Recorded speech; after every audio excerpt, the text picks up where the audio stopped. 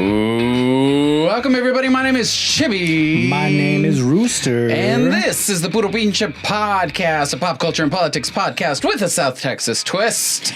We are made in Texas by Mexicans. By Mexicans? Who knew? So, welcome. Grab a coffee, grab a latte, grab a friend, grab yourself. Grab yourself. And tune in the as we hoo-ha-ha. talk some things. Let's go, people.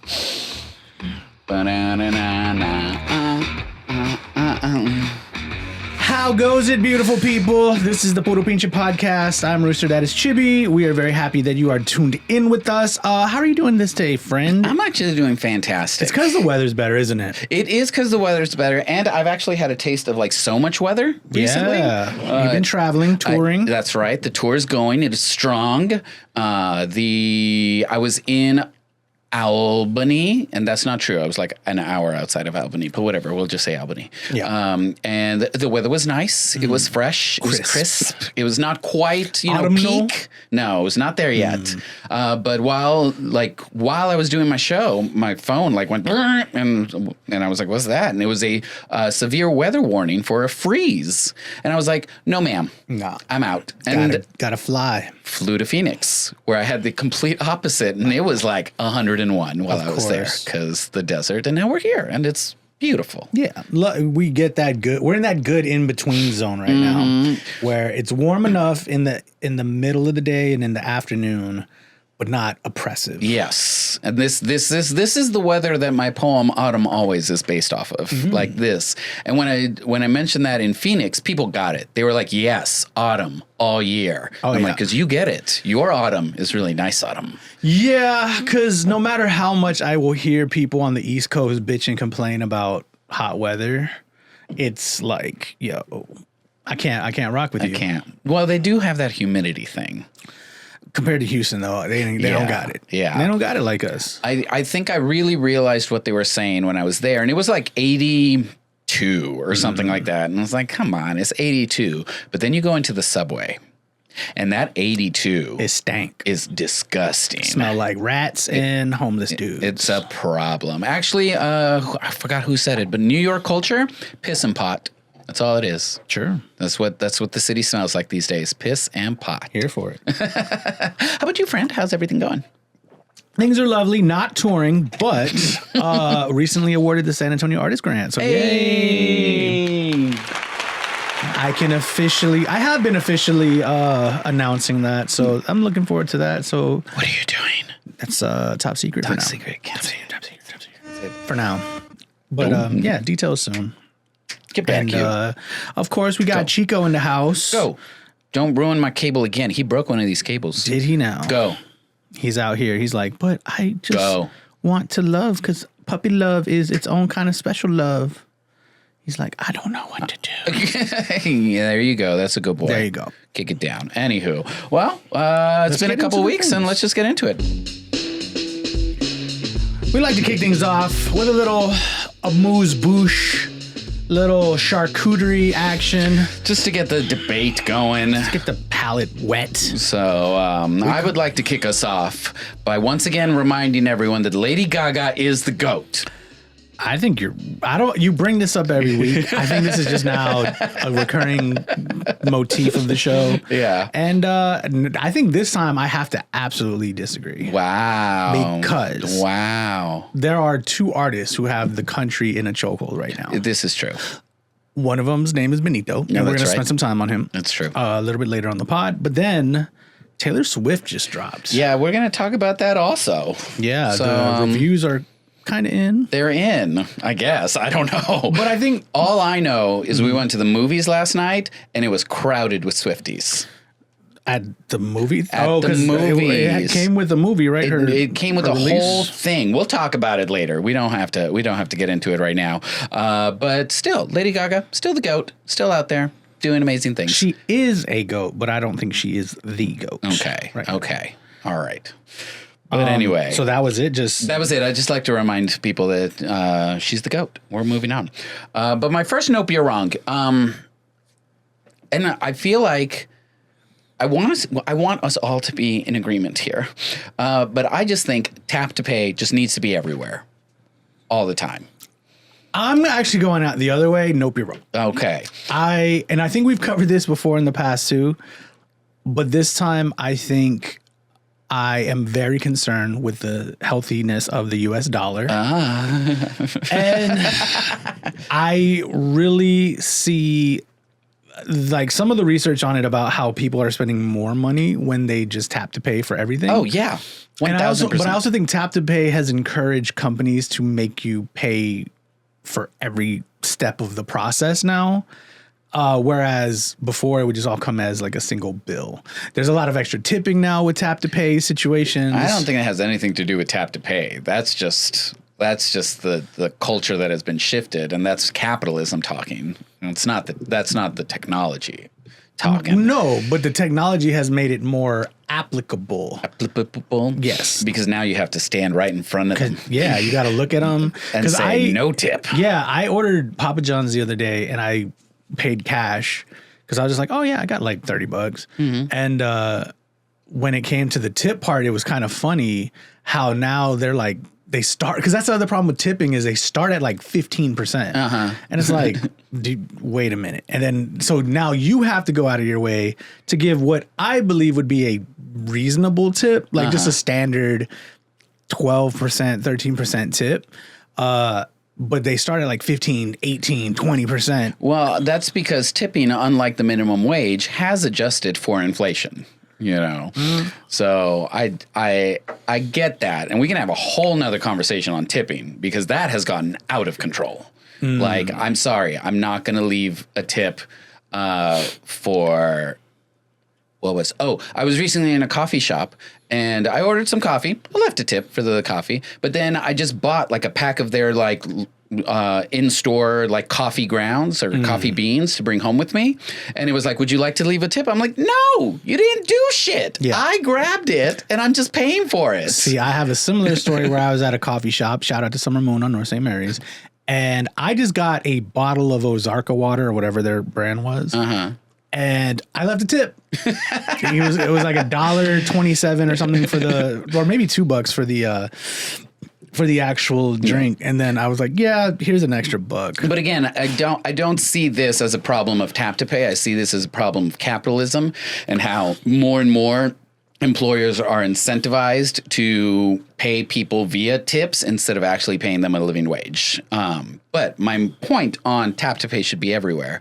Like it really, I think, illuminated for me when I was in New York, and there were signs everywhere just being like MetroCard gone, right? The MetroCard of New York City is being phased out entirely. And now it is all tap to pay in that like either your phone, your watch, or your card, right? Your debit card, credit card, whatever you want. You know, like you can just tap it on the turnstile and just go. And it's like, because before I'd been to New York before the tap to pay was a thing, and trying to like get one of them cards. Getting the Metro card and then being like, wait, do I get a week do I have or on it? Yeah, do I do it for a week? Do I do it for a day? How much does the Metro even cost? I'm so confused, and like the line to get your Metro card, whole ass thing, right? Think of parking garages. If you could just pull up and just tap. You're not helping your case because I hate parking garages. Of course you hate parking garages because you're stuck in a line and people have to swipe their ticket and then it has to tell you how much it is. And what if you just tap to pay?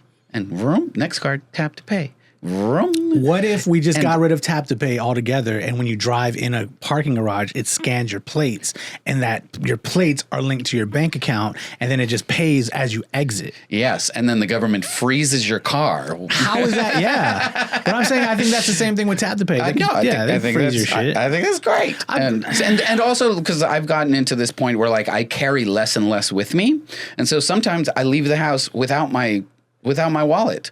Because my wallet's on my watch. My wallet's in my phone. Like, this was a huge thing with HEB because they did not have tap to pay for the longest time. Yeah. And now they do because no one does more than my HEB.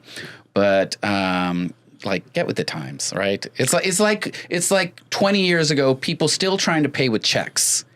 Like, girl. No, I'd say 10 years ago. Okay, 10 years ago. Yeah. People still trying to pay with checks. It's like, girl, just move aside. But there was also a beauty in it. There was. No, and you know what?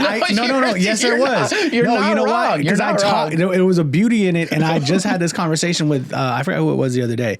It had to do with paying for your rent by check and how you knew sometimes like, okay, if I wait to the 5th day of, the window they give you to pay for your rent and I give them this check, it's not going to go through for like another 3 days. And then that's when my money hits. So I'm okay. Now they all do it online and it just pulls directly from your account like within You are not hours. wrong on that. When I was a kid, I used to write fake checks, right?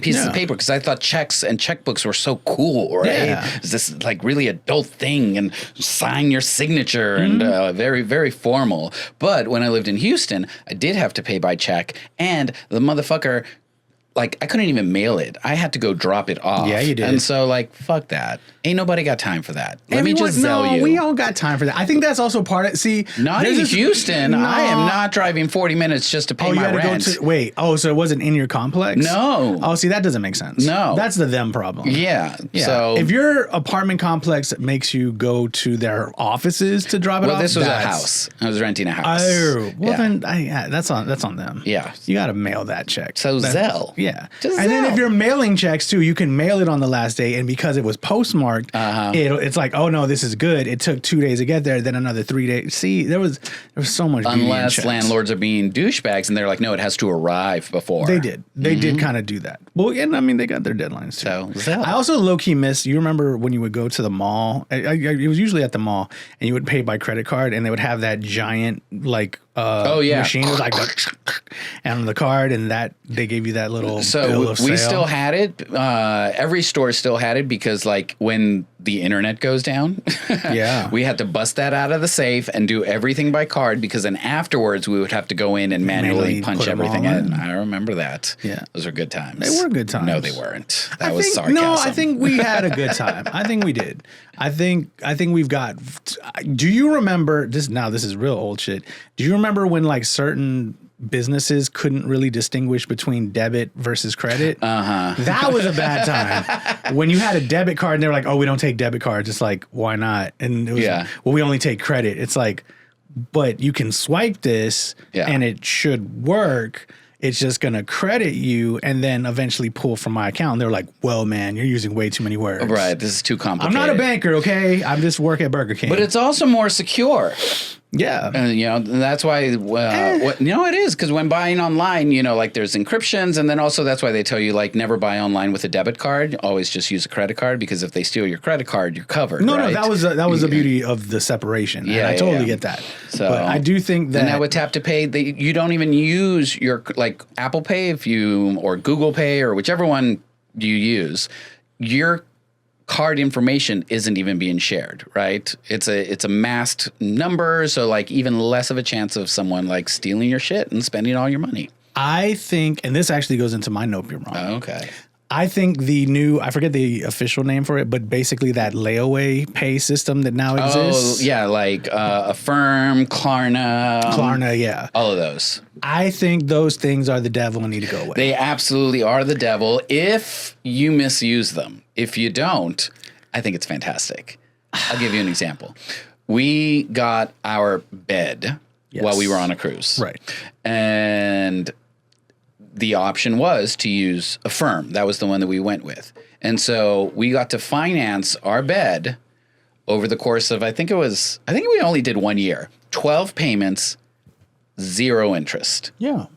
Perfect, right? Because I don't have $6,000 to drop right now. Right. But I can give you, I don't remember how much the payments were, right? But whatever. I can give you X amount of money every month for the next 12 months so that I can take my bed home with me. Right? Today, yeah. Yes, makes perfect sense. The problem, just like with credit cards or with anything, is if you start doing it too much, then you have all these different payments, and then you miss one of them. And then that's when it's like, oh, never mind 0% interest. Now it's 40% interest and your firstborn child. Like, it gets crazy. I miss going back to the good old days of layaway. You remember when you would have to go to the layaway and give them a check because you had a bed on sale, and you're like, oh, you know what? In 3 months, I'm gonna get this out. Yeah. And they just held it for me. That was great. Like, why are we? I think there's too much leeway in how much we get to spend, and I think that's intentional. And I understand that it's the capitalism of it, but it's also the technology is making in the field of technology and is making so much money off of that fluid transaction. Oh yeah, because it's all about the fluid just transaction. Tap and keep going. Or Klarna me, you know. And you know who's to blame for it all? Nick at Night. How? You remember instant gratification Sundays? No. Really? No. So they used to. I do love Nick at Night, but I don't remember that. So they had this thing when I was, I don't know, around the age of 8, where on Sundays they had instant gratification Sundays, and that means your favorite shows had 2 episodes back to back. You didn't have to wait a whole week for the next episode, and that idea of instant gratification permeated the culture, and now we don't do layaway because I can't wait 3 months to get my shit. And we're probably How about worse you people wait? for that. How about you wait 3 months to get your money? Right? Give me my shit now, and I'll give you payments. I mean, maybe that's why we're worse people. I think you're right. Okay. You got any more no? No, that was it. That's all I had. I may have another one. I think. All right. Here's my next no be wrong. I really do think superhero movies are over. I think they're over. What did you go see? I finally saw Superman. Oh, well. But see, that expression, it should be Superman. And it's not even in the top 10 movies of this year. Well, I never liked Superman to begin with, so. We saw Fantastic Four. I don't think that's in the top 10 of best movies this year. This year? No. I don't know if I can name like top 10 of this year. We got to really make a list. Yeah. Maybe next time. Yeah. But as we get closer to the end. Yeah. Because we're seeing, I mean, Sinners and Weapons alone. Yes. Those were movies. Oh, and you know what? What was the one? You're going to see Good Boy, right? I am going to see Good Boy. I got to know about that. 28 years later came out. I have thoughts on that. That one was really great too. Edgington was Edgerton. Really good. Edgerton? Edgerton. Something like that. Eddington. I think you're right. We know what it is. Whatever. Actually, that's on my list. I need to see that. So good. Yeah. Okay. I see what you're saying. But okay, keep going. Well, because here's the thing. Avengers Doomsday is slated for next year. Is it? Yeah, at the end of next year. I thought it was 2027, but okay. All right, sure. And we'll double check. But I don't think that's fixing anything.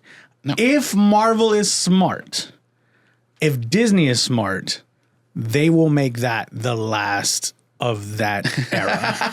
I swear to God. I think that Avengers Endgame ruined superhero movies. I'm going to say nope, you're wrong. Because up until then, superhero movies were just superhero movies, right? And they were so corny. Yeah, and we knew what we were getting, and you still went. It was a feel-good time. Were you expecting it to be an Oscar-winning movie? No. It was just I'm going to go see Iron Man, right? Mm-hmm. Yeah, it's Iron Man. I'm going to go see Batman Forever, right? You knew what you were getting. And then Infinity Wars and Endgame came out, and suddenly it's like, oh, superhero movies can be these big, great things that have so much plot and meaning and emotion and the things and the acting and blah blah blah blah blah. And now we're always striving for that and failing miserably sometimes, and B, always expecting that. And when we don't get Endgame every single time, we're like, well, that movie sucked. Which is just kind of impossible. Yeah, exactly. It's like Too High of a Bar. Exactly. It's like going to the movies and expecting every movie to be The Godfather. To be The Dark Knight. Yes, exactly. You're not going to get it, right? Because out of those 3 Batman movies, there was kind of only like 2.5. And I think they were good. 1.5. Let's say 2.5. Sure. Let's say 2. Collectively, one good movie and half of the other 2. But that's why I'm saying Endgame ruined it, because now we expect it, and so now we're constantly disappointed. Whereas before Endgame happened, we weren't disappointed. Well, but were they great movies? No, but I think we weren't disappointed by them. I'm going to take it a step further and say that I think what ruined... Hold. I'm going live real quick. Llámame en 2 horas. Oh, I might have pressed the wrong button. Anywho. Tap the pad. What I was going to say is I think what hurt... Endgame isn't what hurt superhero movies. What hurt superhero movies was everything that came in the aftermath. Because like the Joker, the Batman, the Eternals, these movies that, to your point, couldn't hold a candle but strove to be of that $1 billion like level. Yeah. It just, that's so high of a bar. I know, and that's why I'm saying it ruined it, because we, the audience, is now expecting that bar. Well, see, but I think that's a Disney problem, not an Endgame problem. I think, and it goes to the capitalism. It's not Endgame's fault that Disney then decided every superhero movie now has to make $1 billion. Oh, well, yes. You know what I mean? So that's their problem. Yeah. But that doesn't change our expectations, right? But I actually, as I go back, and this is a fact, or I think this is a fact, the post-Endgame run of films is arguably better than every other MCU iteration, with the exception of one. Okay. Like, it's better than when Iron Man and the first Captain America and all those shits. Phase 1. It's better than post first Avengers. Okay. It's not better than post Ultron. Okay. Because that's when you started really getting the it all Ant-Mans, starts coming together. The Guardians of the Galaxy. Yes. And it started getting, and it was like, whoa, they can't lose. Yeah. Spider-Man coming into the mix, Black Panther coming into the mix. So it's not better than that. But I will say Shang-Chi is amazing. Yes, it is. We'll put the Eternals to the side because I'm biased. I really love that movie. I went back and watched it again, and I was like, no, it's still trash. I don't see it. It's like space gods wondering, should we live? The Spider-Man one that came out afterwards, yeah. I think the Thor and the Doctor Strange movie are actually kind of interesting. Love and Thunder? I like it. See, Love and Thunder, here's the thing about Love and Thunder. Love and Thunder is a kid's movie. Yes. and I think if we sit in it like that, I'm like, oh yeah, this is amazing. Like it climaxes with like weapons, with kids setting themselves free from the evil dark monster. But I think you're just proving my point that Endgame ruined it for us because we were disappointed by those movies. Well, also COVID. Sure, but we were Thunderbolt's amazing. We were disappointed by those movies because we had just experienced one of the greatest cinematic achievements of all time. I think COVID hurt it more than Endgame, because I think had the mojo not stalled, like if we had gotten that Black Widow movie right after Endgame like we were supposed to, that movie was actually really good. Well, ScarJo. Well, but she's not the focus. But it was kind of like some Mission Impossible type movie, and then Shang-Chi, and then some of the others, and so I think that waiting for it to hit its stride. I think Quantumania would have been seen as like this more like, oh yeah, this is weird and psychedelic and fun. Yeah. I think we probably wouldn't have had the Jonathan Majors controversy. It would have just been able to sort of seamlessly continue, but that huge disruption then turned it into this like, okay, how do we and so many projects that were like midway then all kind of completed at the same time, and then they just cranked them out like every 2 months like a new thing. So I hear that, and I also think I'm right. Fair enough. But superhero movies, I think they're over. They dead? Is it over? I think the other problem with superhero movies is it's not a genre to play in the same way they do horror movies right now. Like the Batman. There's a template. Yeah, well, no, not just that, but I think there's like the Joker, the Batman. I think those are movies that are attempting to do similar to like Captain America and the Winter Soldier, where it was like, it's not a superhero movie. It's kind of secretly like the Parallax View or like these like conspiracy theory type movies.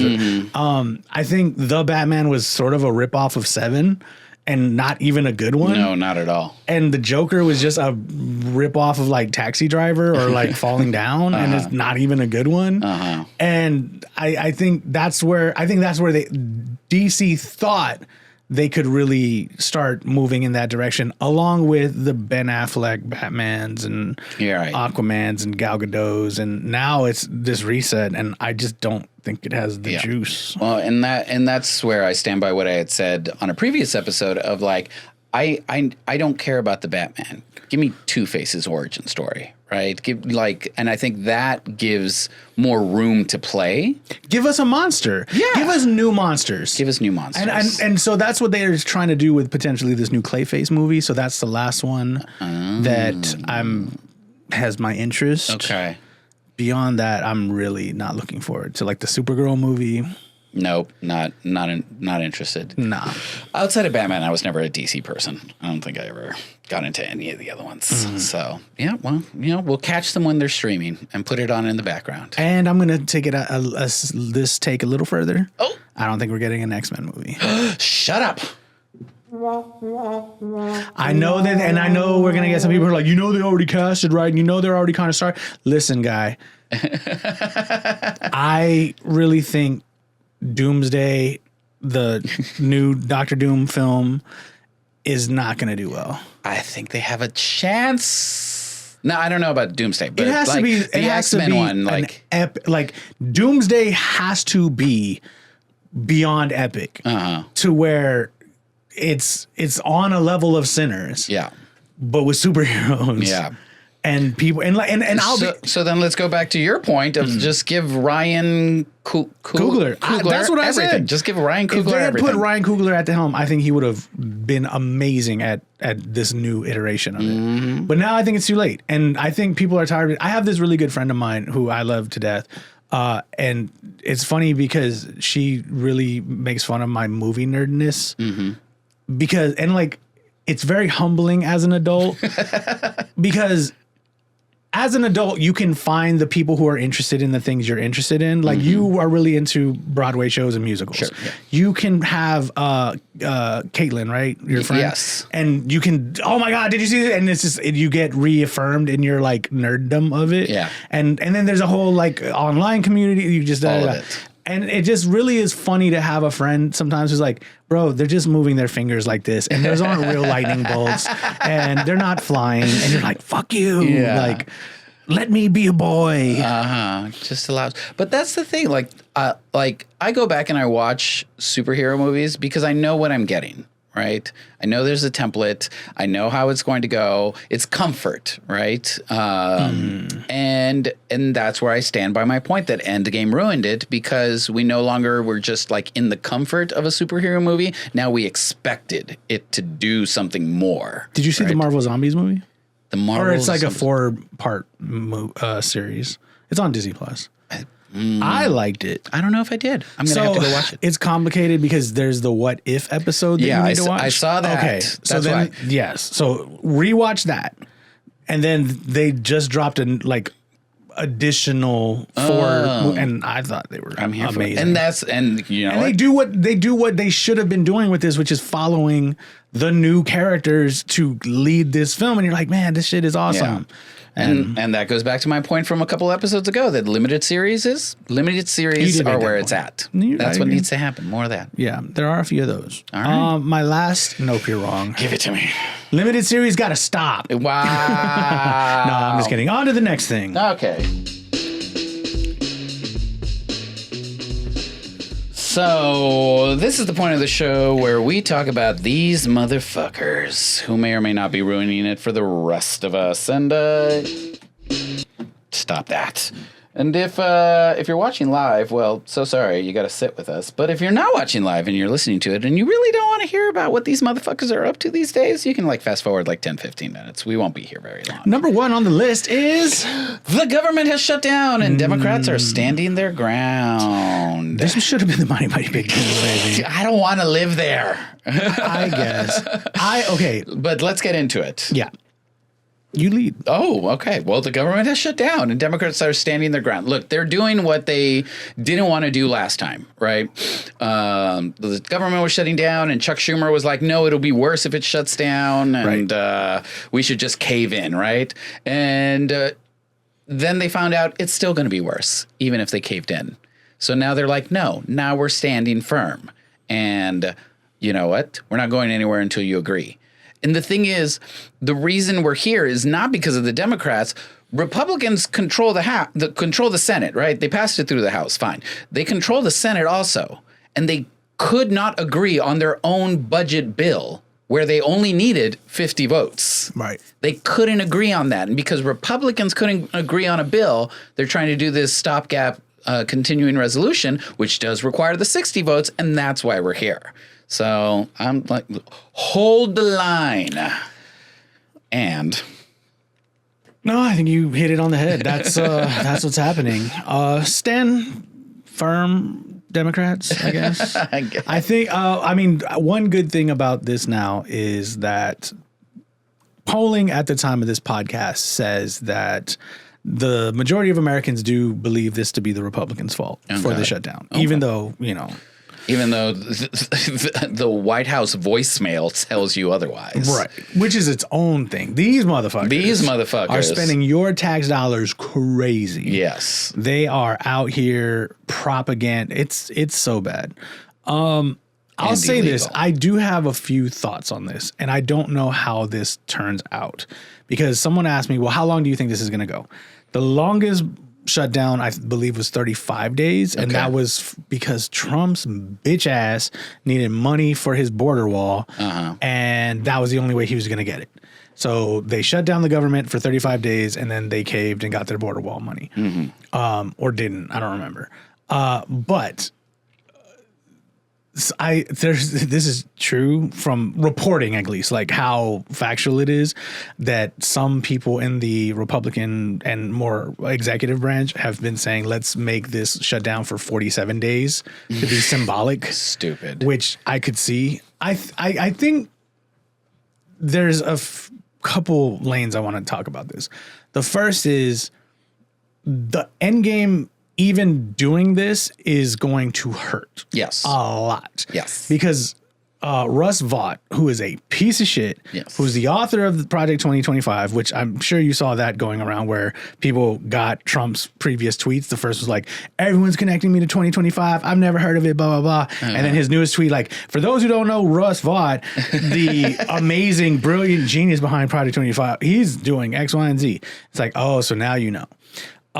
He is using this shutdown as an excuse to hurt Democrat states, an excuse to fire a lot of people that they were going to do anyway. So it's that part too, where you have to put your foot down with habitual line steppers. Yes.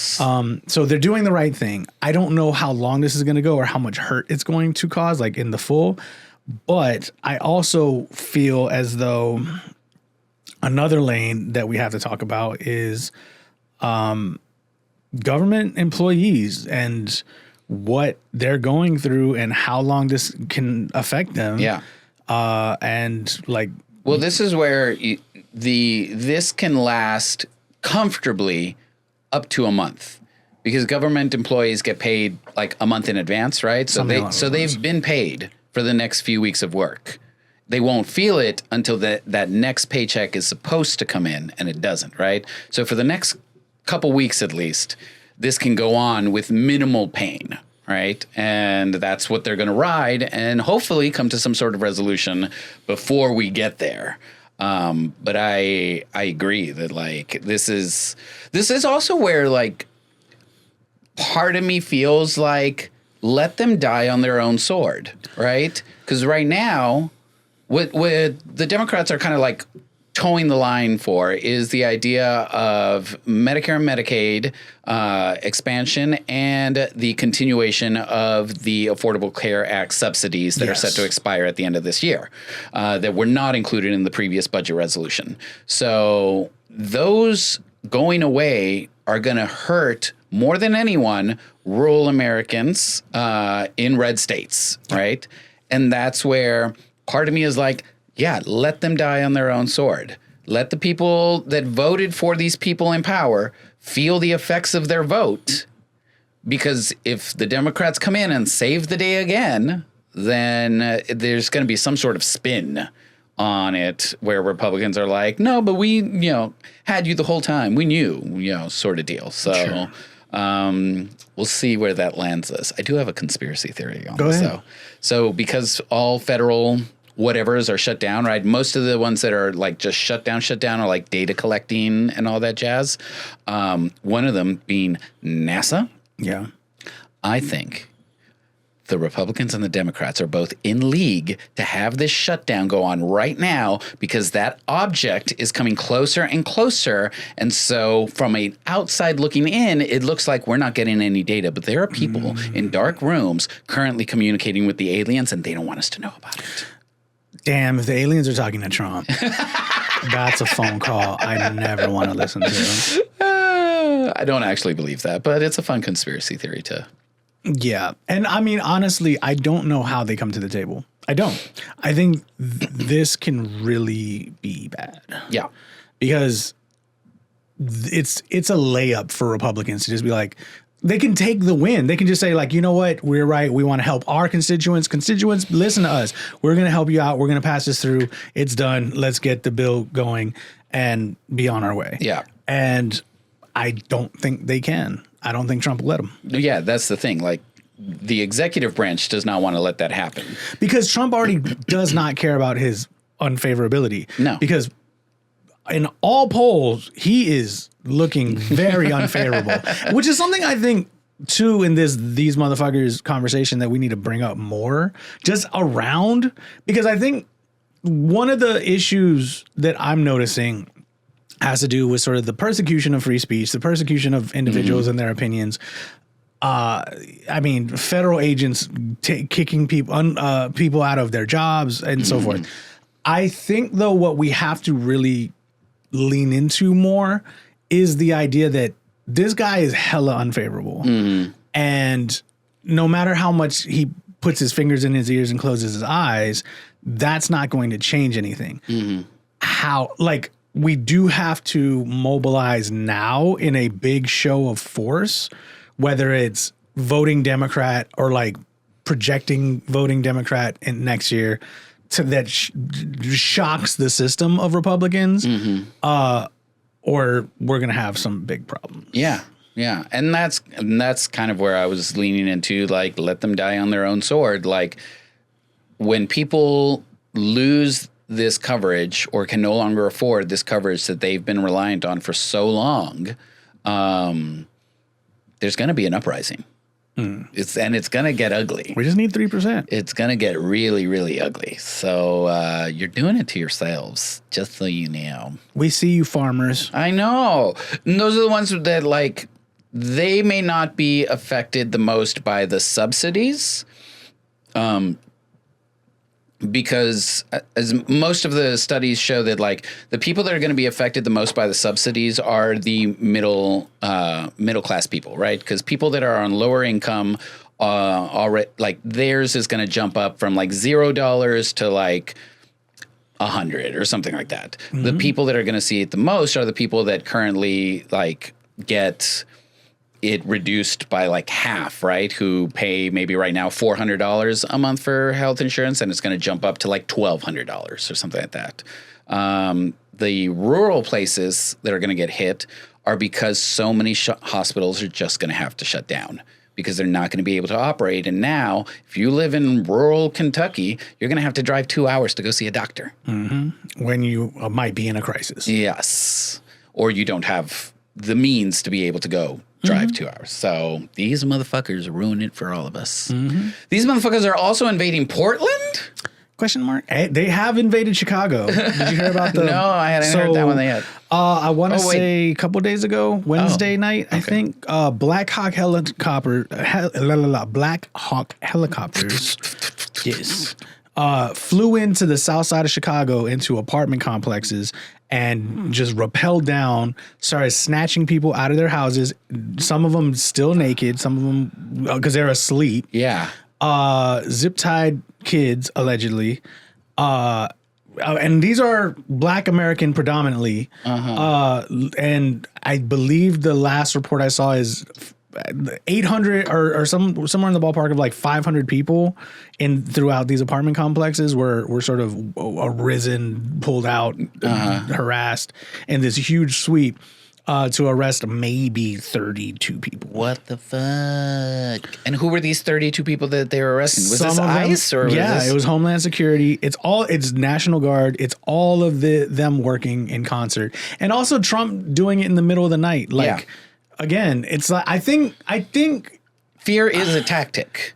I want to take it a step further.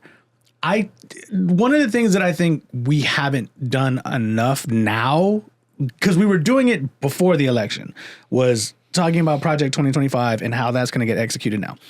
I think we need to start talking about the civil war that's happening. But yes, that's the uprising I was talking about. When federal agents are against citizens and there's guns involved, shooting or not, that's a civil war, my friend. Mm-hmm. By definition, it's the federal government versus its people. Yeah. It's people on that side versus this side. And they're already taking it there, as well as this is some other things that I've seen reported is ICE is doing even more recruitment now, telling people things that like with minor or not minor, but some criminal records that they can get their records expunged if they join ICE, signing all these things. Mm-hmm. Because again, I don't think they're trying to get people functioning in the economy, working, being educated, being functional members of society. They want you to be stormtroopers. Yeah, they're trying to create a military state. Yes. Essentially. And even the language that they're using of like what Trump said, and we're getting into this too now with the Pete Hegseth of it all, and the Pentagon and that whole whatever you want to call it meeting, the conference. Enemy is within. Yeah, then using our American cities as training grounds like that's just code for we're taking the military into your city. Yeah, and occupying your city. Because I imagine the mayor of Chicago with all his tough talk, which I think is right, didn't envision night raids. Right. With helicopters. It was like, yeah, we're going to see your cars. We're going to see you come through and our police are going to keep you at bay. Yeah. So they said, fuck it. We're going to treat this like it's Afghanistan. Exactly. Like it's a war zone. Yeah. And again, what war? What are they stopping? Like it's this insane. I think we have to really talk about it in these stark terms because, like, did you see the Ezra Klein, Ta-Nehisi Coates conversation? I think I heard of it. I heard of an exchange that happened. So you're familiar with both? Yes. Okay. So Ezra Klein, post Charlie Kirk's murder, wrote this enormously tone-deaf, centrist, neoliberal sort of puff piece about how Charlie Kirk is a martyr, and he really stood for what some of the best things about democracy were. Mm-hmm. And Ta-Nehisi Coates wrote an article that was basically like, you are sandwashing and whitewashing a fucking bigot. Mm. And that's well within your rights, but now don't tell me, like now I see you. Yeah. Because you're supposedly on our team and this is what you're doing. Yeah. Now, they, on Ezra Klein's podcast, him and Ta-Nehisi Coates actually had an exchange. I encourage people to listen to it. I'm not going to lie, it's kind of a hard listen to because it's just two very smart people dancing around the subject in a lot of ways. Okay. And what I think is the problem is intellectualism has effectively killed culture as much as everything else, as much as capitalism has. Mm-hmm. Intellectualists are out here and they're working so hard to prove that they have the understanding of what's happening while at the same time doing absolutely nothing about what's happening. And being completely disconnected from the people that it is affecting the most. Right. Yeah. Because as much as I love Ta-Nehisi Coates' work, I do see it as this like, oftentimes his interviews turn into like, hey man, this is what black people have been saying for a long time. Hey, like his history says this is the way that this goes. Hey, when you look at it like this, and I'm not saying that you're wrong, like you're totally right, but that's what preaching to the choir is. Mm-hmm. And you're not. And then the other side problem with these intellectuals is what they're talking about isn't matriculating down to the average person. Because the average person doesn't give a fuck. Even using the word matriculating right now. I understand that. Yeah. Is part of the problem. Absolutely. Yeah. The average person, and I think we've had that conversation about these simple right-wing talking points resonate. I think that understanding, let's not even call it a civil war, because I think that's also part of the problem. When you call the right wing and Trump Nazis, people tune you out. Yeah. Because they're clearly not that bad. Despite the fact that they're censoring free speech, they're kicking out legal people, they're arresting legal people without due process, they're coming after educational and universities and colleges. They're targeting a specific group of minorities. Putting them in concentration camps. And that seems to be the line. Like, I don't know how much more you need. They're throwing themselves birthday parades. Like, what more do you... Well, you talked about... He wants to put himself on money. Did you see that? No, I had not heard There's that. for the 250th anniversary of the United States, Trump, and they put out the design. It's him on both sides of the coin. Oh, my God. It's his head on some George Washington type shit on one side. Caesar. And then on the other side, it's that him at post getting shot. Stupid. So stupid. Plus, the law says that legally you cannot put someone on currency until after they've died. Oh, okay. Great. But how many laws do we care about these days? Yeah. Well, earlier you said, what war are they fighting? It's the war on free speech and free thought.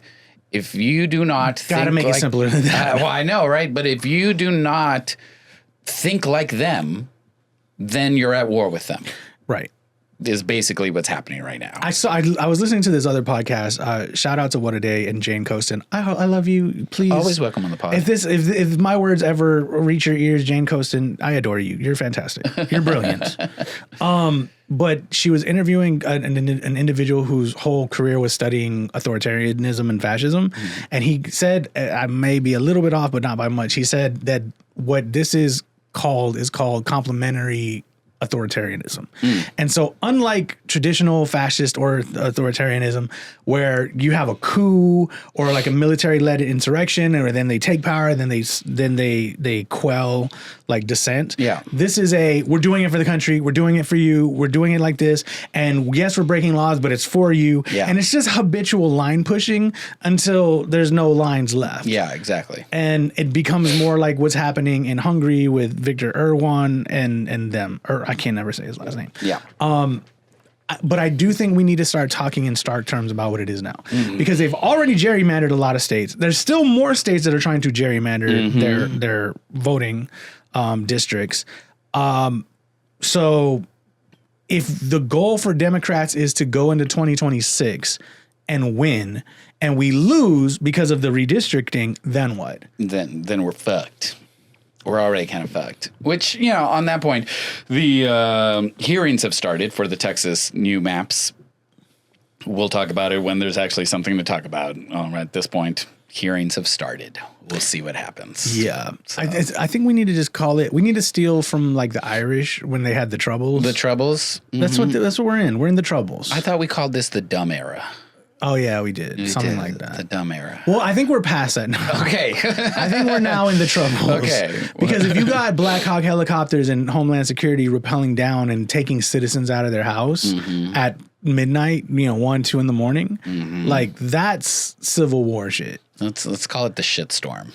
Let's call it the storm of shit. The storm of shit. Yes. Yes. Like the Bay of Pigs. Yes. The storm of shit is currently happening. We're living it. And I think there's also a lot. The other reason why I think it's very important that we talk about this is because I don't think our listeners are people with who our influence is going to actually matter. But I think people in their lives are. So listeners, like, I hope that you understand that if you have like family members who are former service members, maybe they're in the service, like check in on them and really have these conversations. And what do they think if Democrats did this, where they were sending in fucking troops to where some red state, Texas, Austin, and threatening Greg Abbott and calling him a piece of shit and doing whatever they want. Like, how would you react to that? Yeah.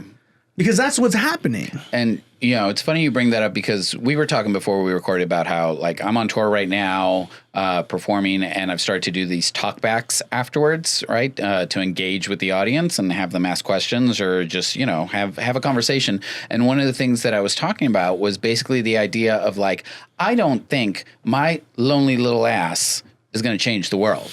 right? But I think the way that we can affect change is by having those one-on-one conversations, right? When we humanize the issue, right? When we meet the enemy face to face and not abstractly, right? Then we can actually make a difference. And it starts with one-on-one conversations, and that then ripples out to create a movement. So yeah, talk to your friends, especially your family members, especially if they're not. Ask them flat out, what is their line? Yeah. Because I think that's also the big question. And I think Charlie Kirk is a big canary in the coal mine where, they want to give this guy a federal holiday. Yeah. For what? Like, he's not even the biggest podcaster in the world. Like, give it to Joe Rogan, goddammit. Like something. Like, I don't get that. Like, but it is.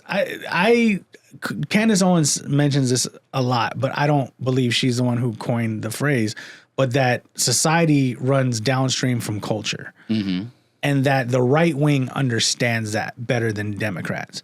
And I do believe that. I believe we're too intellectual in our arguments. We're too intellectual in our fact finding and sort of research studies that we stop creating culture that's innovative enough to move people to action. Mm-hmm. Like, they're not doing it. We're going to talk about it a little bit later, but I think we can talk about this now. But like, as the right lost their mind over Bad Bunny, like, well, who's the alternative? Who's the white, songster of today that's cracking records like that now? Like, they don't exist. Yeah. So, and that's where I think the Democrats are also pivoting their message to this healthcare issue, right? Because as they saw this past election front, like, the culture wars were just not it. They were not winning on those fronts, and it was isolating too many people, and it was a whole mess. But healthcare, we can all get behind, right? Hopefully. Yeah. So, I mean, we're living in a new civil rights era. Yeah. Like, I don't know if you saw this, and maybe we're jumping ahead to in case you missed it, but Canada has now told a lot of their residents that if you're traveling to the United States, be careful, especially because on their passports they have an X for like non-binary individuals, and that could, who knows what's going to happen if you're in a state that has a problem with that. Right. Like, are they going to take your passport? Who the fuck knows? Are you going to be allowed back? Who the fuck? Are they going to arrest you? Who the fuck knows? Yeah. And so I think, well, we did win that. The whatever that law was that was trying to like make that not a thing got shut down by the courts. So like at the very least we did win that one. And so like the X is a valid marker on a passport on a federal level. But yeah, to your point, the states could be different. Could be different. So Pete gave a speech. Yeah, whatever. Fuck him. All right, keep it going. I don't know what else to say about that except like it was a whole lot of bullshit. Unhinged and bullshit. It was a whole lot of bullshit. But also, speaking of unhinged, you know who was unhinged? The gays at the Charlie Kirk Memorial. They were there. Grindr crashed. I heard about that. As per usual. If you go back and you look at the history of this, at all of the like major when the Republican National Convention. Yeah, when the Republican National Convention happened, Turning Point, all of these, Grindr usage spiked and then crashed. We see you, girl. We see you. And I'm sorry you hate yourself that much. Yeah. That you have to hide. In plain sight, apparently, because the maps show that it was happening. It was happening hard. In Phoenix. Hard. Phoenix got clapped. What's next? This is interesting. In case you missed it, James Tallarico has thrown his name into the hat for the Senate race here in Texas. He's getting some burn. Yeah, because he just announced 3 weeks ago, and he has raised $6.2 million in those 3 weeks. I am not at all. I saw his face on an email because Democrats. And then I was like, oh, I've seen him before. He talks well, I think. He does. So that's causing a stir because I think it's like the most amount of money raised in that time period for a Senate race ever in Texas, something like that. I don't fucking know. But it was a lot. Enough to turn heads and be like, who's this motherfucker? And Colin Allred is shaking in his boots because here comes James. Tell me more. Who is James? He is. And where is his giant peach? Right. The most that I can really say about him is he's kind of a conservative Democrat, very religious, but he kind of speaks that religion of tolerance more than anything. The language of Jesus, you mean? Pretty much. And I think he is Democrats. I think this is how I would like to frame this conversation. The Democrats need a Victor Wembanyama. Yes. And here's the problem. That it's currently Pete Buttigieg and we can't get behind a gay man? Is he Victor Wembanyama? He's making... I think he's a role player. Actually, put a pin in Pete. Well, yeah, we'll get back to Pete. Pete. Or do. Pin him down. I don't know if Pete's open like that. I don't think he is. Nah, he's not on Grindr in Phoenix. No, he's vanilla. Yeah. Or is he? Maybe. We'll see. Anywho. Word on the street was that Kamala wanted Pete as her running That's mate. what I was going to come back to. Okay, we'll that's get back the to pin. it. We'll get back to that because Kamala's book I want to talk about a little bit. Okay. I think... So here's the problem that I see. Who's our Wemby? We don't have one. Okay. But I think the problem with the Democratic Party in general, too, is this is kind of like the NBA, and it really stood out to me, where it's like the Chuck Schumers, the Hakeem Jeffries, the Bernie Sanders, the Elizabeth Warrens, the Nancy Pelosi's, and their ilk are very much like the LeBron James, the Chris Pauls, the James Hardens, the Kevin Durants, these older players who it's like, you still got it, but it's kind of not your time anymore. Okay. Like y'all are now effectively stronger role players, and y'all need to pick your superstars. New players. Right. Okay. And so Gavin Newsom, I don't think he's our Wemby. Okay. You have Mamdani. Uh-huh. And this is sort of, again, where I think the problem with the Democrats lie is they don't know how to even handle someone like him. No, they don't. Hakeem Jeffries turned on him. They have. And it's like, this is a guy who is out here rallying New Yorkers who are, consummate assholes to 90% of anyone running in the mayoral race. Uh-huh. And they're really rallying behind this guy. And he's out here with the people. He's mixing it up. He's effectively deflecting all the MAGA hate, which is fantastic. Like he kind of has some juice. And so why are they not tapping into it? And it's because these old limelight motherfuckers don't want to step out of the limelight. And I'm sorry, girl, it's over. Time to hang up your jersey. I loved Hakeem Jeffries 2-3 years ago. Uh-huh. Boo. Time's gone. It's gone, boo. And they're like, no, it's still my time. I never got a chance. And that's kind of what we messed up with Hillary when we put her out there against Trump. That's right. It was like, and that's what I'm saying is we keep sort of doing this nod system of like, we got you. It's your time coming. And it's like, it's not. It was, and now it's not anymore. Well, I think also because the scale is skewed. The scale is skewed. The scale is skewed, okay? Listen to me. It's skewed, it's wrong, it's inappropriate. Because Democrats, quote unquote Democrats, the left is actually center moderate. You are so right. Is so center moderate. Practically Republicans. Yeah. That when somebody like Mondani comes out, who's actually has and he's just liberal left. Policies, he's not even extreme left, just left, just liberal policies, then it feels extreme when the scale is skewed and everything is kind of leaning center right. That when somebody actually comes out left, we think it's far, well, not we, but they think it's far left, and we can't rally behind that. It's too extreme. But when you look at it, it's actually not. It's not. It's actually not. And I do think there's some racism in the Democratic Party. Absolutely. I think they don't want to be the party of having, because he's Muslim, right? I believe so. Yeah, like. Or Hindu. He is not Christian. He's not or Jewish. Well, he fits the racist. This is 9/11 trope. Because that's even what the right wing is talking about. Yeah. Like, how can a nation or how can a great city like New York post 9/11 elect someone like Mamdani? When it's like that's a testament to a city like New York that they've grown past this, that they're open to these ideas, and yet again they've push back against our diversity is our greatest strength. Yeah. And Democrats used to lean on that, saying, no, diversity is our greatest strength. And now they're starting to walk away from it. I think that's why Gavin Newsom is getting so much burn, because they want the white man out front. And we can't do that. Because they feel comfortable with the white man up front. Like I said last week, like they have to speak the language of capitalism. Diversity makes more money, period. Industries thrive. Farmers will, our poor soybean farmers, they're on the brink of bankruptcy, right? How do they thrive? With immigrants helping them, run their farms. Like, that's the language that needs to be spoken. And it's not happening right now. So we don't have a Wemby. I think Mamdani and also... We got to get that name right. I feel like we're not saying it correct. No, I think I am. Okay. Mundani? No. I literally looked at it. Mambani. Mondani. I like that we're getting further and further away from it. I just want to get it pecan right. Pie? Pecan pie? Peacock? Peacock pie? Cock? Yeah, Mamdani. Mamdani. Okay, great. So you think Mamdani? Well, I think he's... Could be our peacock. Here's the thing.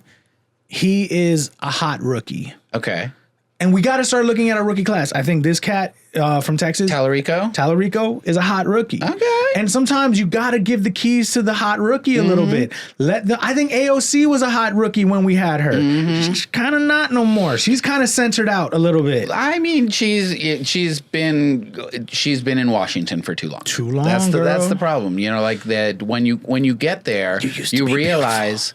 No, but when you get there, you realize that you're seen as extreme because everybody else is congregating over here, right? And so if you want to get anything done, you kind of have to give a little, and that ends up giving a lot because you're battling against 98 other people. Which I think is also a thought that I had on the way over here, which is I really think both parties are in trouble. Oh, yes. Like, I think sometimes we like to say the sky is falling more for Democrats, but I think it's also falling for Republicans. But because they control every major branch of office, we're like, well, clearly they got it figured out. No, and I don't think they do. Again, to the point, they couldn't even come together on a budget bill. Well, Marjorie Taylor Greene is still welcome to the revolution, Ma. She's the one out here really pushing for Epstein. Yeah, and that chick really hates pedophiles. Yeah, and thank you. Yes. And then you're still not invited to the cookout. And then Ted Cruz coming out being like, I don't know if we should be censoring people on TV. Yeah, it's a problem, and we need a labor movement. Like I said a number of weeks ago, like there really, if there was a populist movement, that's a strong word these days. Well, there's a far right populism that seems to be predominant. So I think labor, working class, like something that like the stage is primed for something to break through. And maybe it starts with a young rookie in one of the current parties that can if you have a hot rookie from Texas who wins and gets to be a senator. Yeah.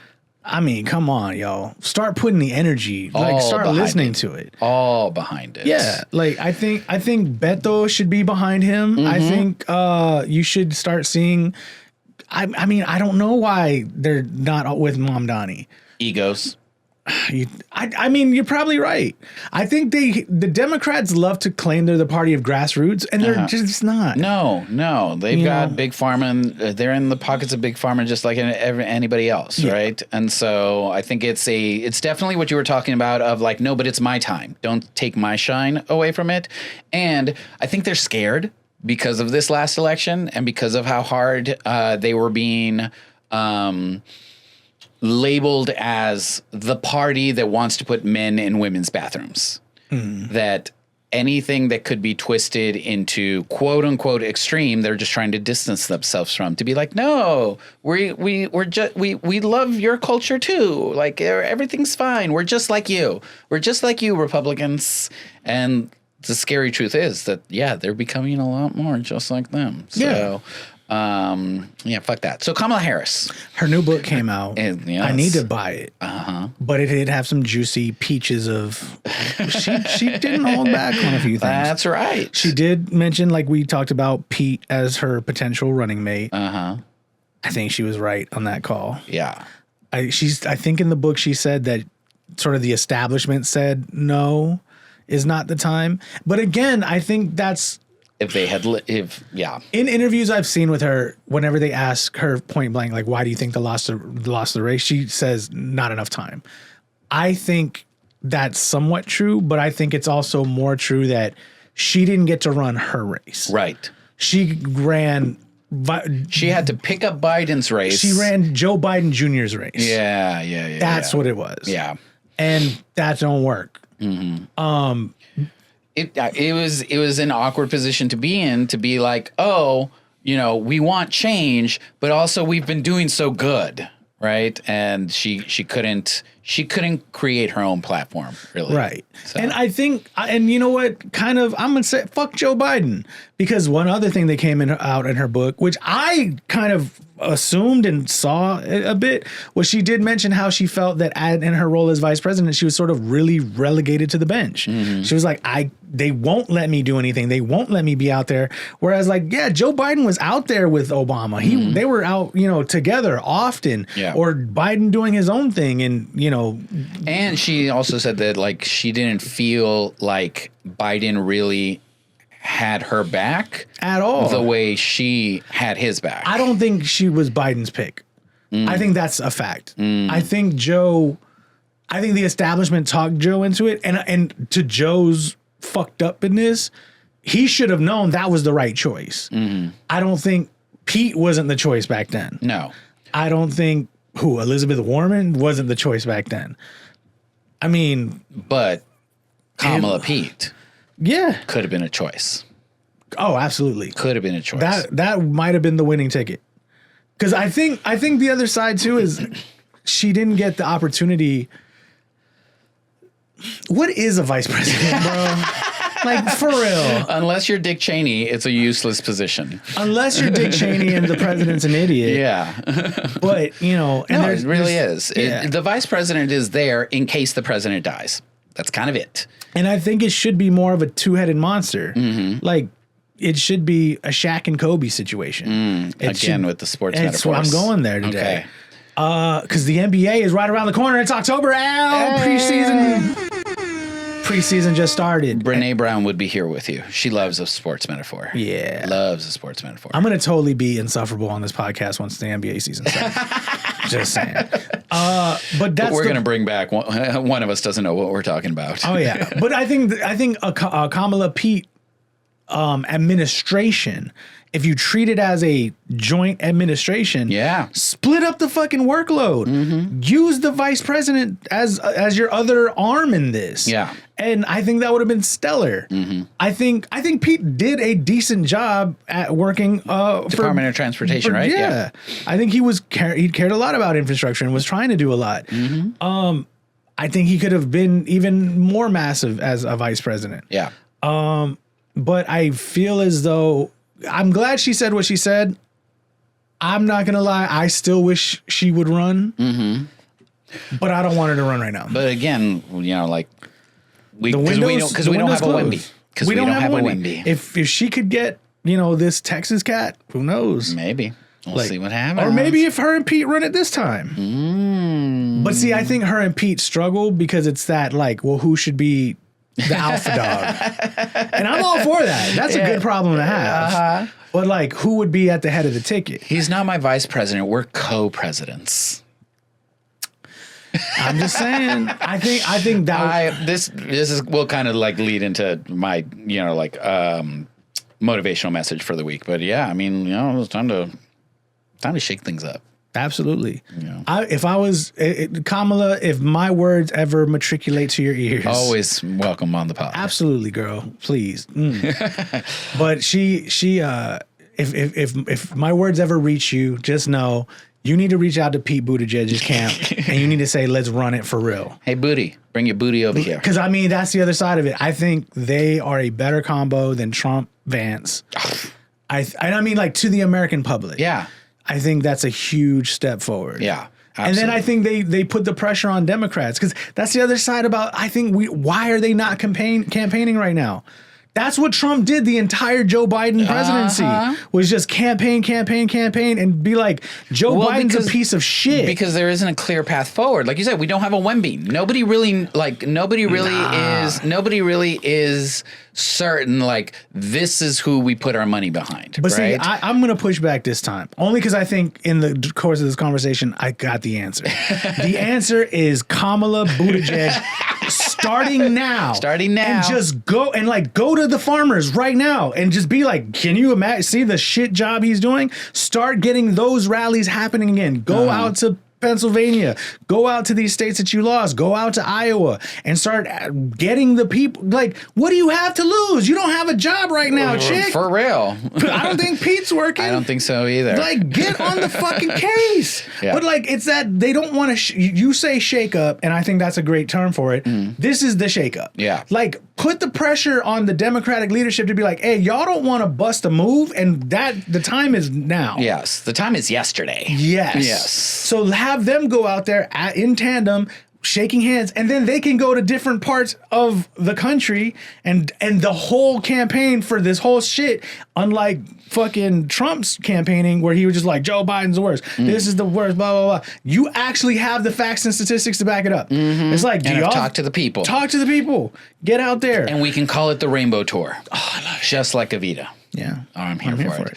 Also, in case you missed it, Taylor Swift did drop her new album. The critics are... The Life of a Showgirl. Is that what it's called? That is it. And not only did she have a release, she had an event. So I mentioned earlier how, like, the Swifties were in mass force. This bitch took over every RPX showing. Damn.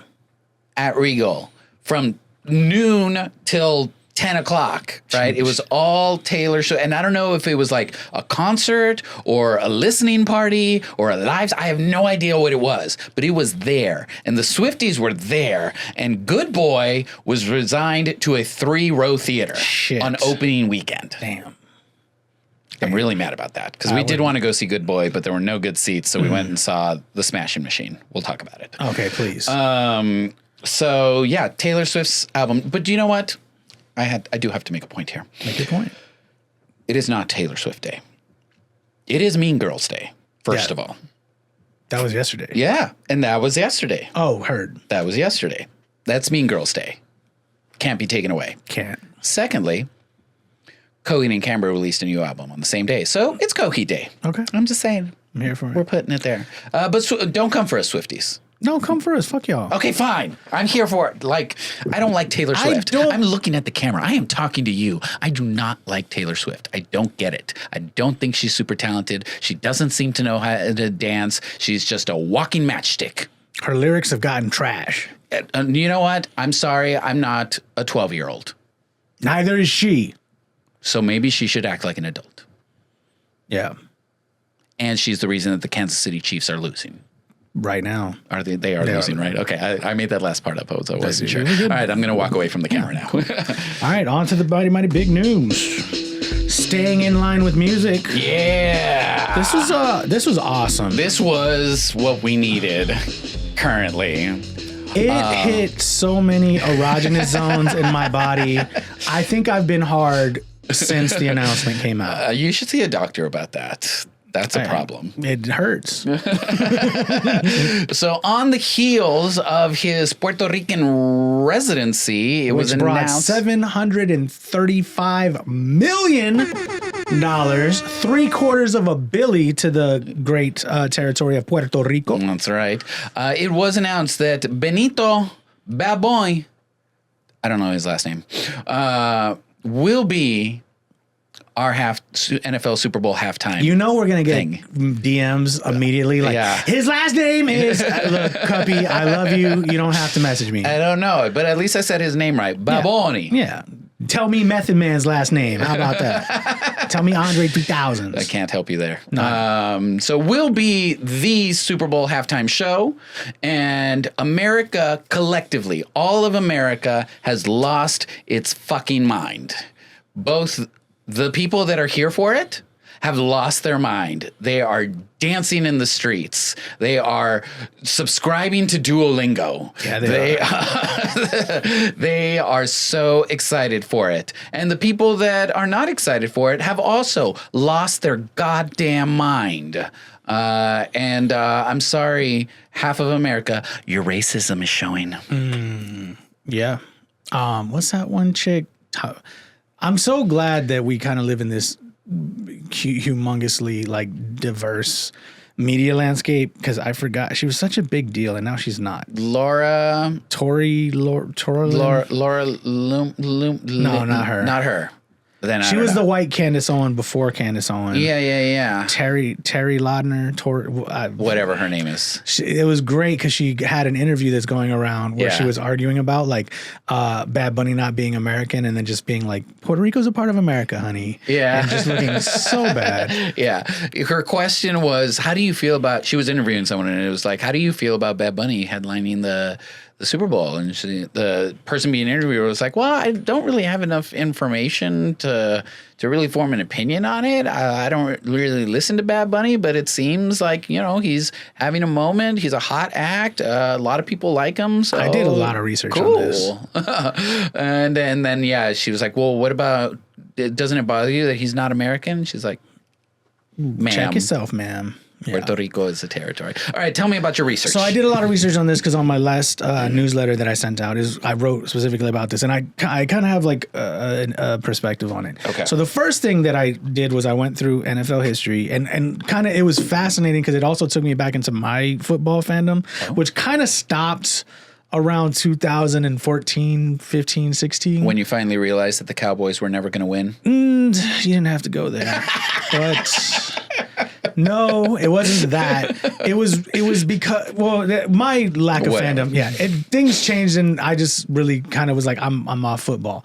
As I was doing my research, I remember that as a young kid, the halftime show was nothing. It used to just be marching bands from colleges wherever it was at for years until 1993, and you know who walked out there and fucked it up for the best?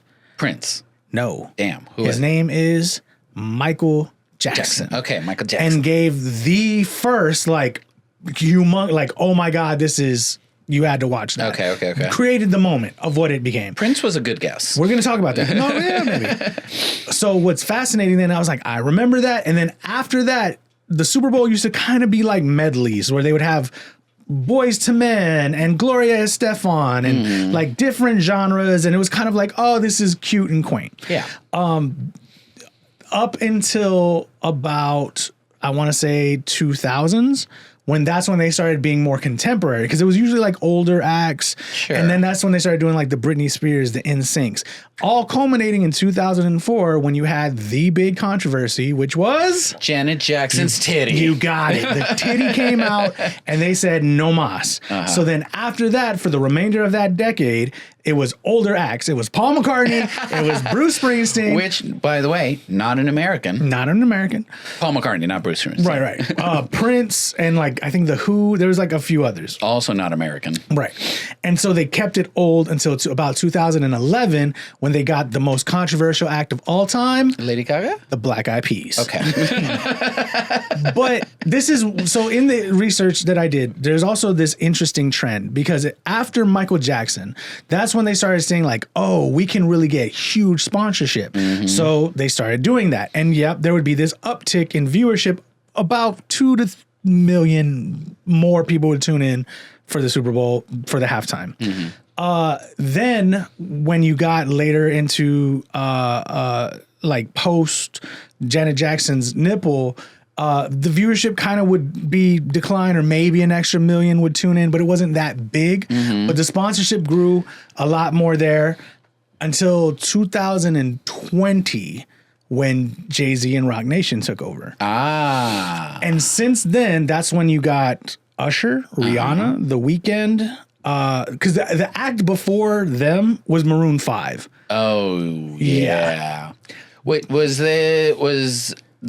Was it before or after Jay-Z when it was Shakira and J-Lo? That was their first one. Okay, that's what I thought. Yeah, Okay, so that was the very first one. Uh-huh. And that's when the controversy started. Yes. Why is she flying a Puerto Rican flag? Because it's an American territory. But see, the other thing that I found in my research, because even when Lady Gaga performed, Justin Timberlake later, I forgot Beyonce's controversial one with Formation. Oh, yeah. But here's what's funny about that. Because again, I'm going through the history of this. Beyonce had an entire Super Bowl to herself that she did. That wasn't the controversial one. Because as I was looking at the set list, I'm like, she's doing like Baby Boy. She's doing, Crazy in Love. And I was like, that seems right. So I was like, so when did the controversy happen? It was during the Super Bowl where Coldplay was the main headliner, and she came out for like one song. Not American. Also not American.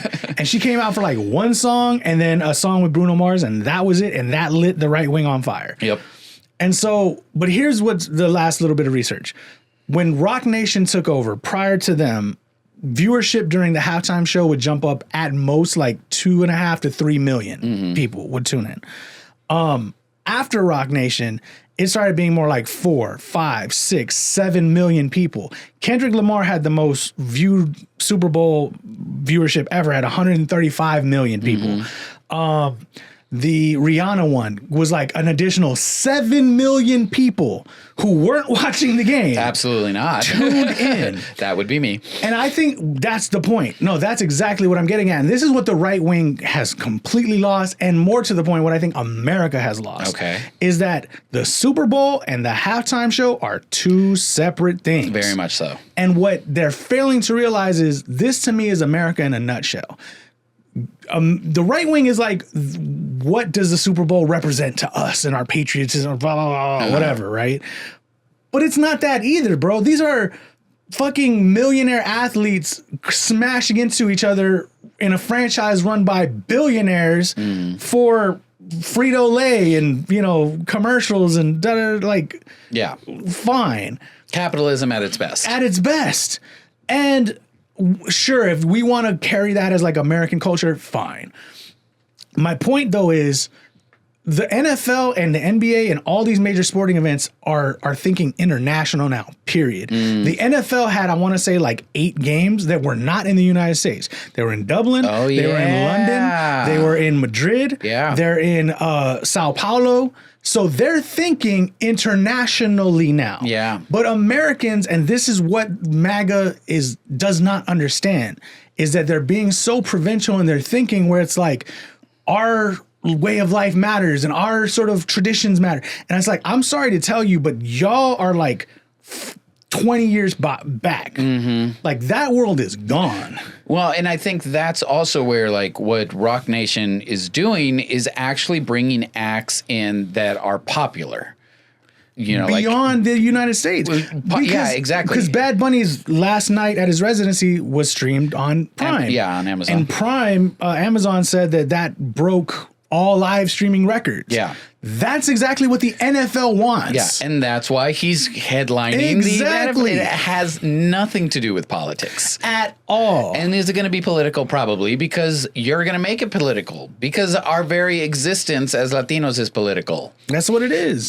So, yeah. But like, he may break the record and get 10 million, 12 million new viewers to watch the fucking Super Bowl. Because Netflix is going to stream it. Probably. But that's what I mean, too. And it's going to be, and he's going to do a good job. Yeah. Like, I don't know what to tell y'all white people except find the beat. Yeah, because exactly. it's going to be awesome. Exactly. That was a lot of, the internet was having a field day with this. And that was a lot of the stuff that I saw of people being like, I don't know what he's saying, but that's a damn good beat. Hell yeah. And I'm moving. That's it. We are losing our shit for it. He's an amazing performer. And I think he's arguably, one of the best Latin American performers of all time. Yeah, no, I think he is. Like, even being as new as he is, he's up there. He's done every genre. He's melded all of the genres together. He's up there with, like, Maná. And also, he's prolific. Like, he was releasing more than one album a year for a hot minute there. And they were bangers. Yeah. And now he's giving us a salsa album. He said, I'm so excited. That is awesome. I'm so excited. He's doing so much good work. Baboni! Always welcome on the pod. But that's where I landed on in my sort of looking into it is I remember when I grew up in Central Texas and how everything felt like 3 years or 2 years behind like major cities. Yeah. And Laredo. yeah. Well, but that's my point is I think America as a country is now behind 4 or 5 years behind the rest of the world. Yeah. And I mean, you could look at it in any sector, right? Even in the technology sector, Europe, at the very least, is passing regulation on, which is where we should be right now. Yeah. Very behind, because the rest of the world is catching on a lot faster and isn't held behind by the idea of we have to make something great again, like we need to go back to something. China is about to dominate the clean energy sector. Yep. I hope everyone's brushing up on their Mandarin, because that's about to be the most predominantly spoken language in the world. Mexico, you heard about the new, well, it's not new, but the new revitalized trade agreement? Canal. Yes. No. So you know how like most ships go through the Panama Canal, obviously? Yeah. Well, now Mexico has theirs. There we go. And but like that, see, Claudia Sheinbaum is amazing. You know what? Yes. I think that happened in the last couple of weeks and we haven't talked about it. Like, she is absolutely killing it. Her grito. Fantastic. So good. Huge. Starting with Native women. Yeah. Yeah. Amazing. And to see someone do that. And see, that's culture. That's what we don't have here. Yep. We don't have people filling out the plaza like that to like love, your people, your camaraderie, your this. And let's talk about that plaza all screaming Free Palestine. Yes. On a Mexican Independence Day. We're behind that. Yeah. Like the whole world is like, yeah, no, this is a genocide. And we're just kind of like, I don't hear you. Like, and I think that's, look, MAGA, I don't hate you at all. I hate what you think is normal. Yeah. I think that's the point. And because I hate that your worldview is so tiny. Sure. Because I think the problem with what they're failing to realize is the falling behind is what's hurting them. Mm-hmm. And they are voting for an entire party of people who are more than happy if they fall behind. Yeah. They don't give a fuck if you fall behind, because then they can just do what they want to. They want to keep you where you're at. Hell yeah. They don't want a better rural America. They don't want you to have high-speed free Wi-Fi. Mm-hmm. They don't want to have infrastructure that creates fucking bullet trains that take you across the country. Yeah. They don't want any of those things. Like, you're going to be Sector 13. Yeah. And they get to be the capital. That's it. And I think in a weird way, I think that's also why, this is my conspiracy theory, I think that's why they're attacking major cities, because they're not welcome there. Mm-hmm. And so they have to militarize it. Yeah. Because, Trump, did you say Trump can't go get dinner in Washington? Like, bitch. Yeah. Like, how does that happen? Got booed out of the Broadway show. Yeah. Yeah. Like, so I think, and again, that's the real fact of it, is provincial thinking and this idea of needing to return to something is gone, yo. It's so gone. And this moment, which I think is arguably much bigger than Charlie Kirk. Yeah. I'm not going to throw that out there. But it should be a huge canary in the coal mine. Like, why would they get Bad Bunny? Because when those ratings come in, he's going to pull in an extra 10 million people that Pepsi's going to pay for. It's going to get him paid. It's going to get Rock Nation paid. It's going to get the NFL paid so that they can potentially start a franchise in Mexico City. Yeah. Or Saudi Arabia. Or that's where everyone's fucking going. Other thing.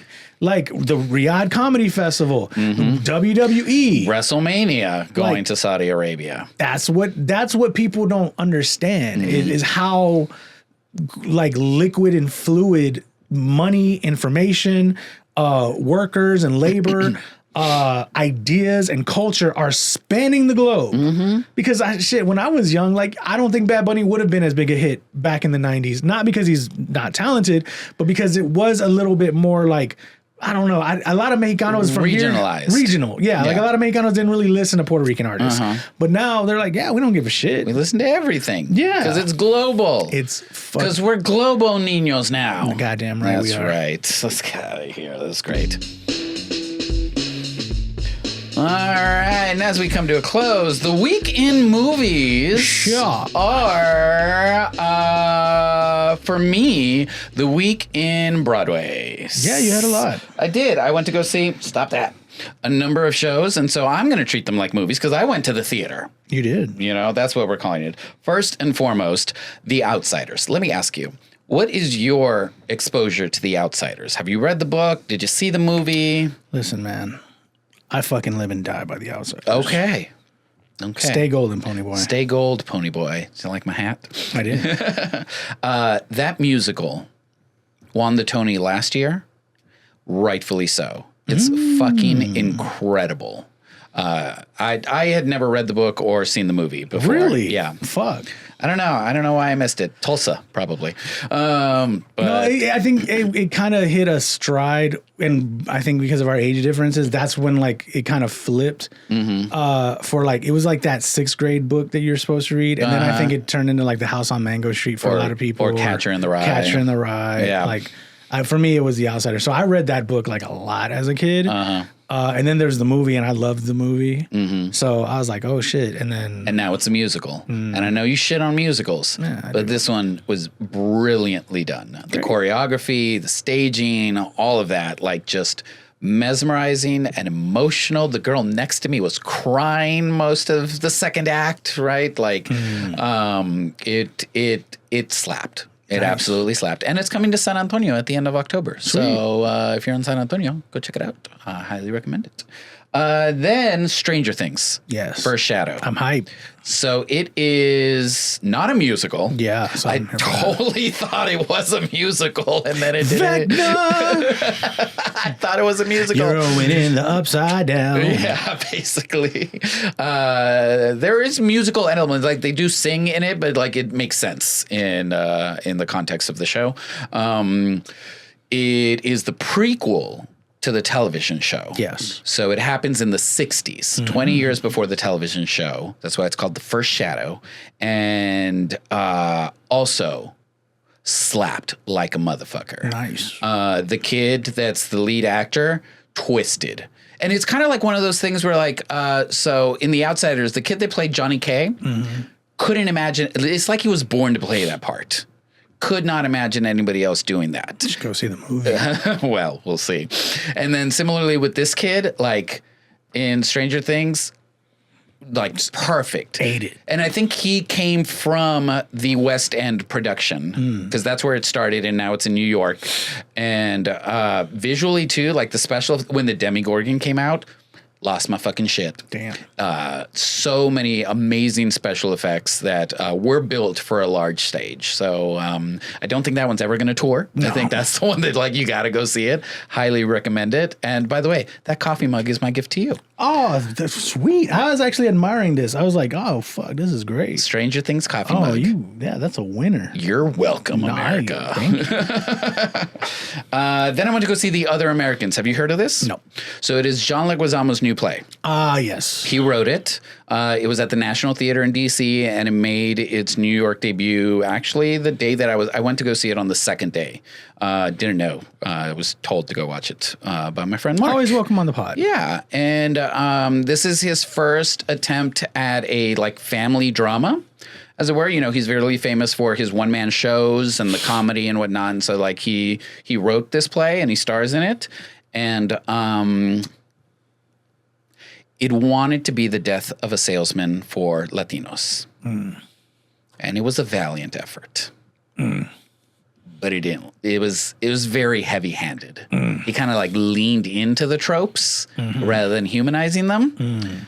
I'll also say that maybe he wasn't the right actor for the role. Okay. Like I could see like Jonathan Guzman. Oh, I love him, yeah. Like if it had been someone like that, in the dad? Yeah. If it had been someone like I don't know, he just doesn't give paternal. Yeah, exactly. Paternal, machismo, paternal what vibes. about George Lopez?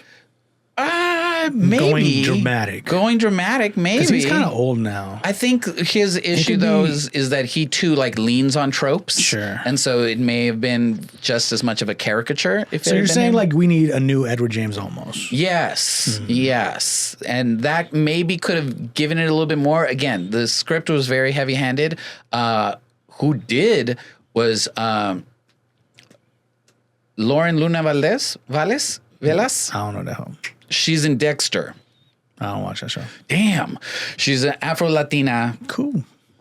Kills it in Dexter and everything she's ever been in. And she slayed the stage. Nice. So amazing. Always welcome on the pod. Always welcome. And even John. John, you're welcome on the pod too.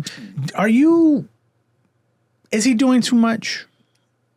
That he, for the listeners, Chibby is nodding. I'm nodding. Yeah, and it was interesting because what is he doing? This is for the Latino coalition, so if you're not Latino, you can tune out. Yeah, or fast forward. I think he's disconnected.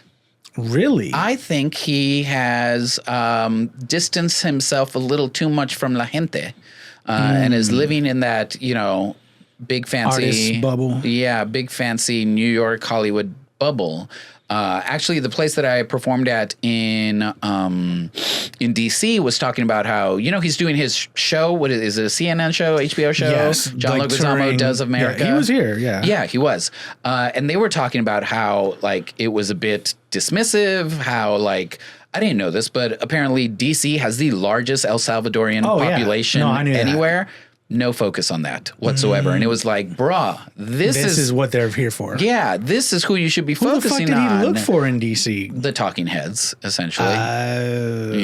Shout out to DC El Salvadorians. I'll never forget when I was there in DC and I found y'all. Y'all are amazing. Mm-hmm. Yeah. The pupusas. Everything. Everywhere. I ended up going with mofongo. I went with some Dominican food, but it's because I love mofongo. I'm not a fan. It's all right. It's all good. But shout out to the Dominicans. Shout out to the Dominicans. But I feel like he's trying to position himself at the head of the Latino coalition. Yeah. Because it's kind of open in terms of leadership. A bit.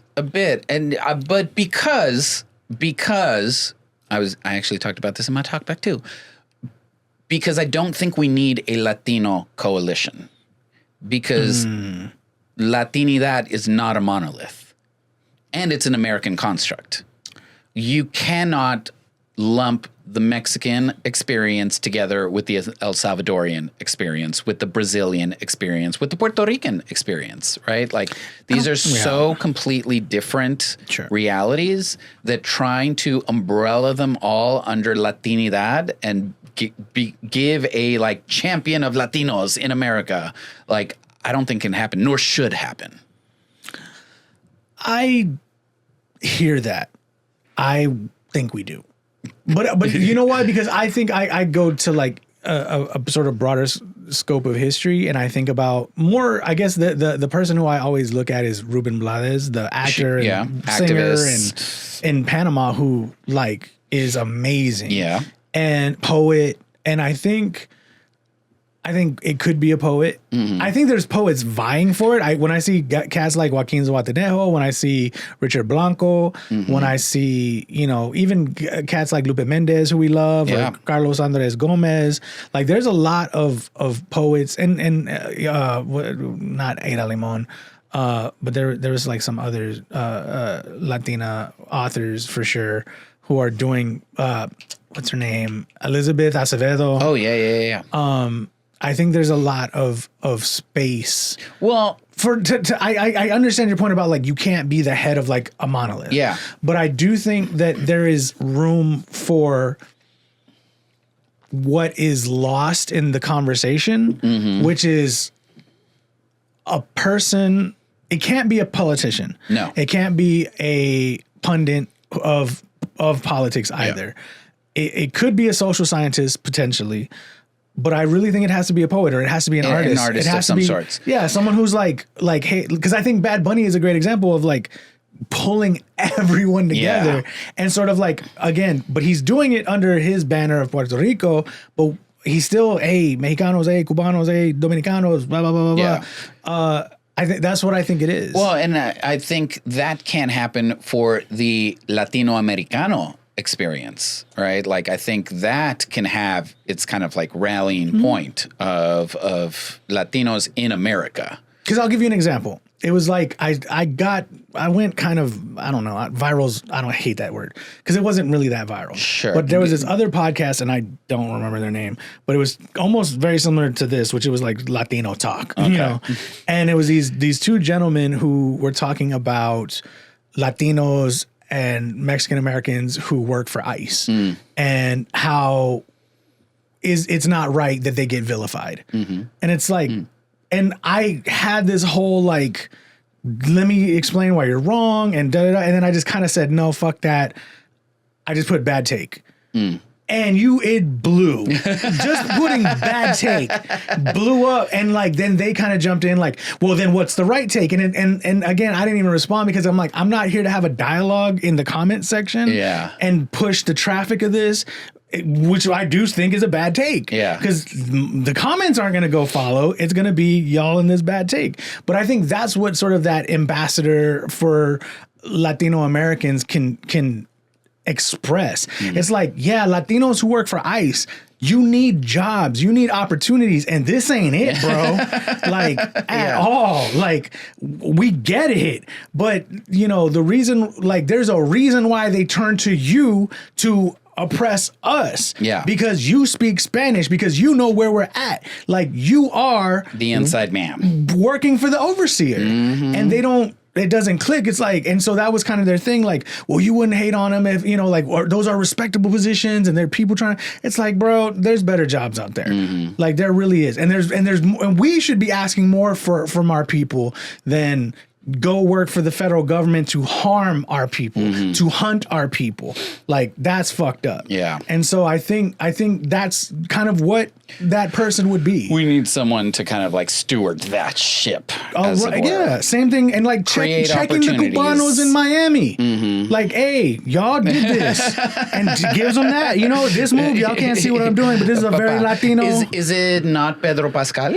Hell no. Okay. I love him. Always welcome on the pod. Always welcome on the pod, but he's not doing that. No, he's being the Latino sex symbol. Yes, which is fine. Talented actor. Like, yeah. But, and he speaks his mind, but I think he cares about the art. Yeah. And I think that's why I think a poet is a good example or an author, because we have to engage with thought and words. And the community. Yeah. I think there's still a chance for him. Or a director. You know? Like I recently heard an interview with Sean Penn, and I did not realize how much of an activist he was. Oh yeah, right, and how much he puts back into the nonprofits that he funds and the work. Sean Penn. Oh yeah, and all of that. So like, I think there's still room. You know, come on, Pedro.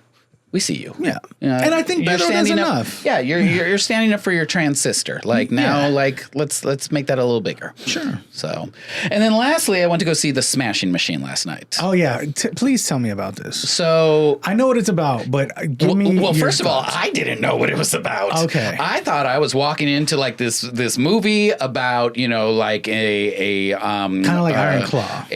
What's the UFC? sport? A UFC fighter who maybe has an injury and his career's off track, like even though he was sent to and then like his loving wife is there and like nurses and like I thought that's what it was. That's not what it was at all. No, it was very dark. So in the style of A24, it was a slow burn, right? And it was very intentional on the story more than anything, right? Again, I was expecting that there was going to be a lot of the fights and things like that, and those were kind of like they were part of the story, but it wasn't the focus of it. They leaned into a lot of like cinematography. I don't want to say tricks, but like, they were like grainy scenes and things like that. A lot of silent moments where you're just seeing the characters kind of go through what they were going through. I think Dwayne "The Rock" Johnson did a good enough job of like disappearing into the role, right? Like I did not see The Rock. It was not The Rock at all. So that was interesting to like be able to experience that. I think from a storytelling point of view, it hit some nerves. Because again, I wasn't ready for it. And as someone who is 1 year and 6 months into sobriety and seeing all of that, I was like, oh, wow. So this is where we're going. Oh, damn. I think I just lived that like 6 months ago. I think I'm still living this. Right. So like, I think it did a really good job of kind of painting that. I did have an issue with the fact, and maybe this is what it was in real life, but The Rock was the only swole motherfucker in that whole movie. All of the other Just fighters, normal size, borderline flabby. Borderline flabby. And he comes in with muscles on muscles, like stacked. Like I've never seen that man so big. And so that was kind of like, really? Nobody else has shoulder neck muscles? Right. And maybe that was. Maybe Mike Kerr was like really ripped for his time, and none of the other fighters were really built like that. Maybe it was. I don't know. So what grade do you give it? I would give it like a 3.5 out of 5. Okay. 3.5 stars. So you could wait for it if you want. Yeah. Okay. Well, the only reason I would say, do you think it has high Oscar potential?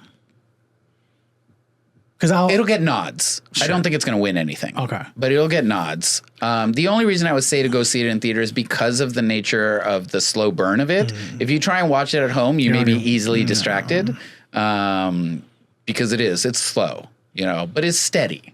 It never felt lull. I am not watching that movie just on weird principle. Yeah, that's fine. Yeah. It's mostly just The Rock has really bothered me over the last couple of years. You've expressed that sentiment a number of times. And I really hate that interview he gave where he was like, you get pigeonholed in Hollywood. It's like, bitch, you built the hole, pigeon. Like, I don't know how much more you can fucking take that. Like, what are you talking about? You did how many Kevin Hart movies did you sign on for? 1 million. Like even your animated character looks like you. Exactly. Like, come on, man. That's funny. Yeah, what did you watch? A couple things, and so you had started this, and did you finish Alien Earth? No, but we're still watching it. Okay. I've been out of town for 2 weeks, so we're a bit behind. Gotcha. Yes. Okay, then I don't want to get Don't spoil it for me. me. It's not spoilers, but it's just more like I had feelings. Oh, don't. I liked a lot of it. Okay. I'll come back to it. Yeah. Superman movie I finally saw. It's on HBO. Didn't like it. I felt it. A couple things. It's a baby. It's a black hole. It was a lot like Fantastic Four. I saw Fantastic Four first, so they kind of won. I also didn't like all the superheroes in it. I think I like James Gunn as a director. I like James Gunn as a idea guy. But I think Superman is kind of like you said, it's boring. It is. I've never got into it because I was like, so he basically is indestructible. Yeah. Where's the tension? I just lost like a lot. I just felt like I really wasted my time.